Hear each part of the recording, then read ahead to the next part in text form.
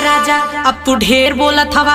हटा जाए द हमके घाम बोहरी लागता। देखा पंचोई बिना कटल गेहूं भागता। अरे पगला गई का रे? हमारे तोरे बीच का बात है तो पंचो की काटे खावत हई। काहे ना दिखाई रे? तो कब्बे से आके हकी बिल्ली छाटत हवे। हम चुपचाप तोर तमाशा देखी। चल चुपचाप चल के कटाओ, नहीं तो तोर कुल नौटंकी भुलवा दे। करे तो हमके खड़ा खड़ा धमकी दे कई का रे? हाँ रे, का कले बे बोल। अरे कुछ ना कले, हमरे काले का मतलब है कि बैठ के दा धमकी। काहे रे? अरे बैठ के देबू त ना केहू सुनी। अच्छा तब गाबा त केहू सुन ले त हमार का इज्जत रह जाई। अरे तो तोरी इज्जतिया कहाँ रे? अरे देखा हम होई